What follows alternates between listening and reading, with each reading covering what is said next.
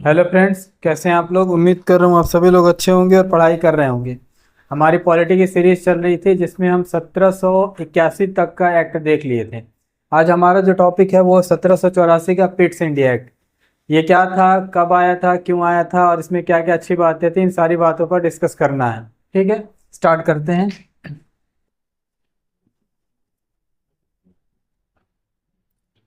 1784 का Pitt's India act. ठीक है, 1784 का पिट्स इंडिया एक्ट। इस एक्ट को समझने से पहले हमको थोड़ा सा कुछ समय पीछे जाना पड़ेगा, यानी हम जाएंगे 1781 में।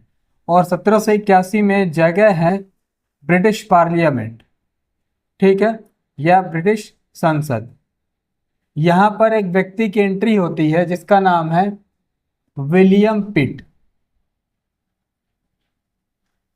विलियम पिट ये व्यक्ति ब्रिटेन की संसद में एंट्री करता है और इतने बेहतरीन काम करता है कि कुछ ही सालों बाद यानी 2 सालों बाद, तीसरे ही वर्ष में यानी 1783 में ये जो विलियम पिट है ये ब्रिटेन का पीएम बन जाता है। ब्रिटेन का पीएम बन गया, और जब ये पीएम बनता है तो उस समय का ये यंगेस्ट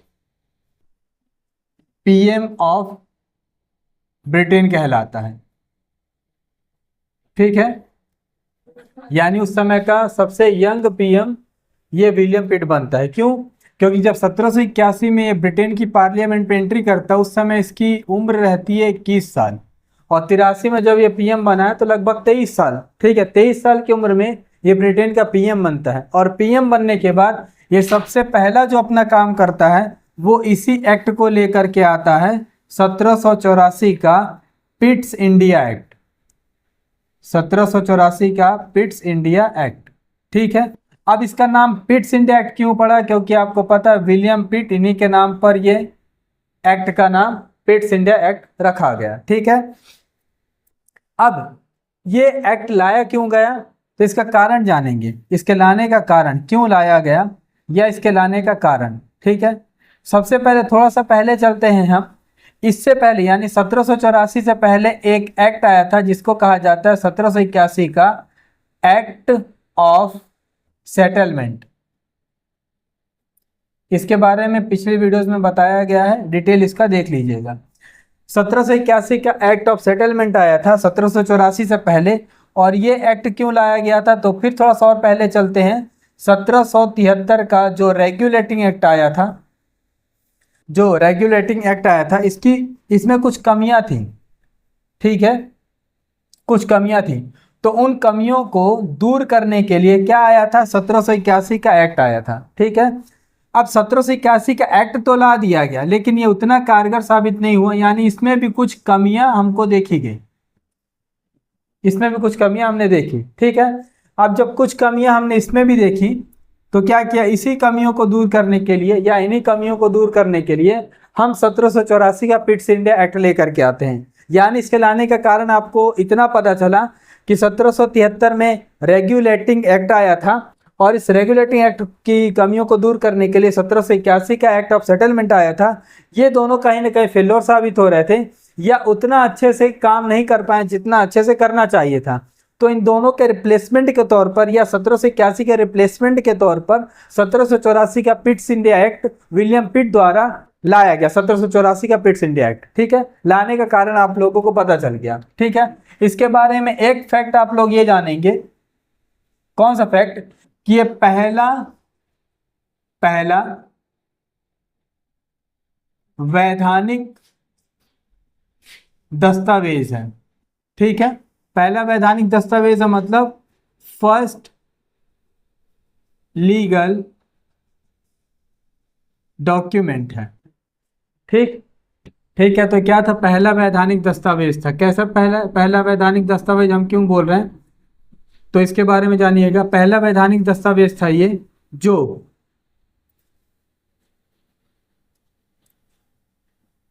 ब्रिटिश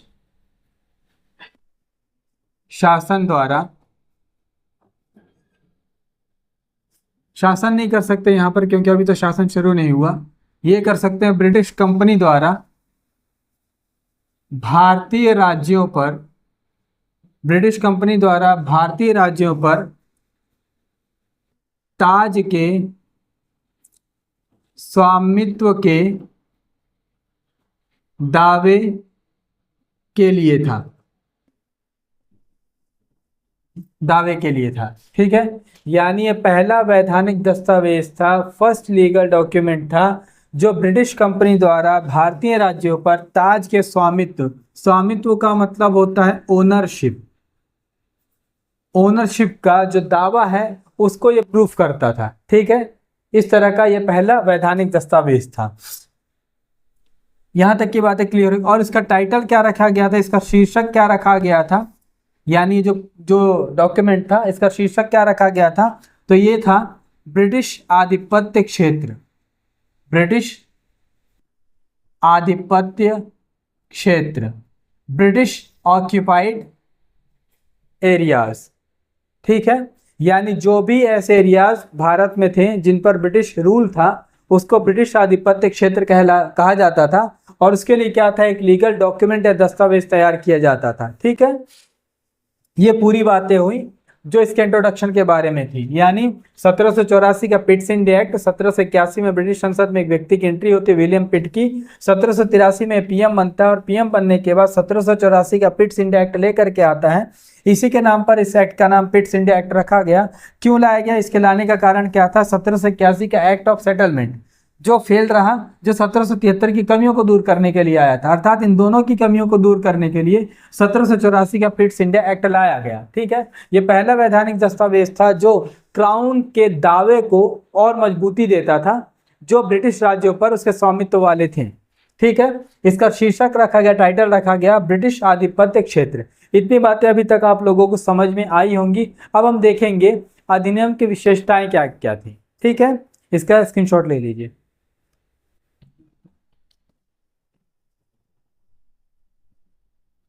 अब इस एक्ट की, आ जाओ, इस एक्ट की विशेषताएं।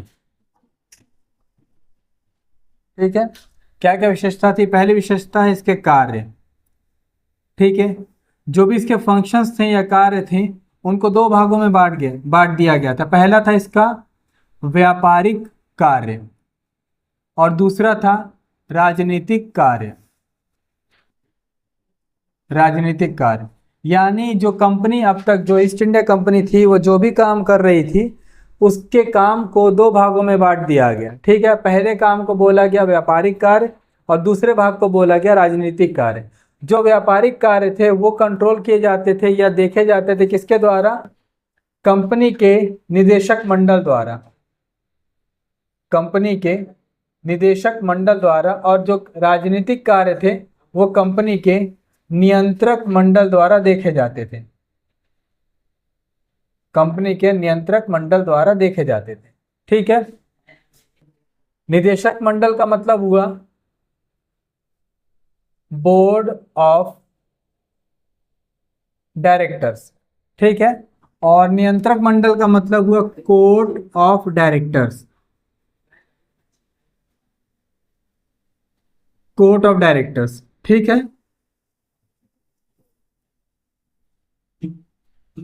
यानी कंपनी के कार्यों को दो भागों में बांट दिया गया। पहला कार्य बोला गया व्यापारिक कार्य जो निदेशक मंडल द्वारा, कंपनी के बोर्ड ऑफ डायरेक्टर्स के द्वारा देखा गया, और राजनीतिक कार्य कर दिए गए जो कोर्ट ऑफ डायरेक्टर्स के द्वारा देखे गए। ठीक है, बोर्ड ऑफ डायरेक्टर्स को मैं शॉर्ट में लिख रहा हूं BOD, बोर्ड ऑफ डायरेक्टर्स को मैं शॉर्ट में लिख रहा हूं BOD। ठीक है ना, इसकी जो सदस्य संख्या रखी गई 6 रखी गई, इसकी सदस्य संख्या 6 कर दी गई। और जो दूसरा कोर्ट ऑफ डायरेक्टर्स हैं जिनको मैं शॉर्ट में COD लिख रहा हूं, इनकी संख्या पहले की तरह ही थी 24। ठीक है, इनकी संख्या इतनी डिसाइड की गई थी। जो मेंबर्स होंगे बोर्ड ऑफ डायरेक्टर्स में वो 6 होंगे और जो कोर्ट ऑफ डायरेक्टर्स के मेंबर्स होंगे वो 24 होंगे। ठीक है, इन 6 सदस्यों में डिटेल जानिएगा इन 6 सदस्यों में जो एक व्यक्ति, इस तरह से डिटेल जानेंगे आप लोग, 1:1:4, ठीक है ना। एक जो सदस्य था, वो कहलाता था चांसलर ऑफ एक्सचेंजर। दूसरा जो व्यक्ति था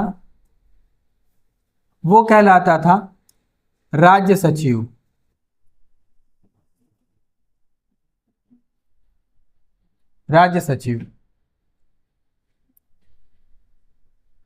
और जो ये व्यक्ति थे वो आते थे प्रिवी काउंसिल से।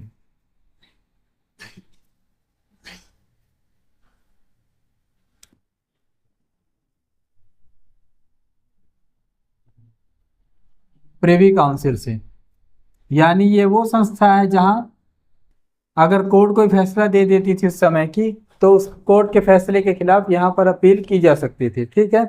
तो ये 6 मेंबर्स में एक होता था चांसलर ऑफ एक्सचेंजर, दूसरा होता था वहाँ का राज्य सचिव, और तीसरा होता था प्रिवी, मतलब बाकी के 4 जो मेंबर्स होते थे वो प्रिवी काउंसिल के मेंबर्स होते थे, ठीक है। ये जो 6 मेंबर्स थे, इनका जो नियुक्ति था, यानी जो अपॉइंटमेंट होता था, साथ में इनका जो त्याग पत्र होता था, यानी अगर इनको अपने पद से हटना है, ठीक है, ये सब कुछ किसके द्वारा होता था? सम्राट के द्वारा ही किया जा सकता था। सम्राट मतलब ब्रिटेन के क्राउन के द्वारा ही किया जा सकता था, ठीक है। इन्हें हटाने का या इन्हें रखने का कार्य या अधिकार सम्राट के ही पास था, जो सीधे ब्रिटेन के क्राउन के द्वारा किया जाता था, ठीक है। अब इन 6 लोगों के पास क्या अधिकार था? तो ये देखिएगा सबसे बड़ा अधिकार, ये 6 लोगों की अनुमति के बिना, परमिशन के बिना, अनुमति के बिना जो गवर्नर जनरल था, वो किसी भी क्षेत्र या देश के शासक या राजा से क्या नहीं कर सकता था? कोई समझौता नहीं कर सकता था, कोई संधि नहीं कर सकता था, कोई युद्ध नहीं कर सकता था, ठीक है। या किसी भी तरह का ऑफिशियल काम हो, वो कुछ भी ये 6 लोगों की मर्जी के बिना ये गवर्नर जनरल नहीं कर सकता था। किसी भी तरह का काम अगर उसे करना है, यानी अब इसके ऊपर कंट्रोल कर दिया गया सीधे सीधे क्राउन का। क्राउन कैसे? ये 6 लोगों के लिए, यानी अगर इस गवर्नर जनरल को कोई भी काम करना है, चाहे किसी क्षेत्र के देश के शासक से कोई डील करनी है, समझौता करना है, पैक्ट करना है, संधि करनी है, या युद्ध करना है, या इससे जुड़ी और भी कोई बातें करनी हो, ठीक है, तो वो क्या कर सकता था? केवल 6 लोगों की मर्जी से ही कर सकता था। और ये 6 लोग कहाँ से अपॉइंट होते थे? क्राउन के द्वारा, ये सम्राट के द्वारा, ठीक है। यानी इनडायरेक्टली गवर्नर जनरल के ऊपर कंट्रोल किसका हो गया? सम्राट का हो गया, ठीक है। इतनी बात अभी तक आप लोगों को समझ में आई होंगी, ठीक है। यहाँ पर एक चीज और ध्यान रखिएगा, जो राजनीतिक कार्य हैं, इन राजनीतिक कार्यों में राजस्व का कार्य भी आता था, सैनिक कार्य भी आता था, और असैनिक कार्य भी आता था, ठीक है। इतनी बातें अभी तक आप लोगों को समझ में आई। विशेषता आप लोग देख लिए, अब दूसरी विशेषता इसकी देखते हैं। दूसरी विशेषता में क्या चीजें देखेंगे हम? यहाँ पर जैसे आप लोगों को बताया कि कंपनी के 2 कार्य कर दिए गए, या कंपनी के कार्यों को 2 भागों में बांट दिया गया, व्यापारिक कार्य और इसके राजनीतिक कार्य, ठीक है। व्यापारिक कार्य को बोर्ड ऑफ डायरेक्टर देख रहे थे, और राजनीतिक कार्य को कोर्ट ऑफ डायरेक्टर्स देख रहे थे। यानी कहीं ना कहीं अगर थोड़ा सा आप लोग दिमाग लगाएं तो ये समझ में आएगा कि अब शासन के लिए 2 लोग हैं, यानी शासन के जो कार्य हो रहे हैं वो 2 लोगों के द्वारा किए जा रहे हैं। और 2 लोगों द्वारा जब शासन किए जा रहे हैं, तो ऐसी व्यवस्था को उस समय बोला गया द्वैध शासन या डायरकी, ठीक है, द्वैध शासन बोला गया।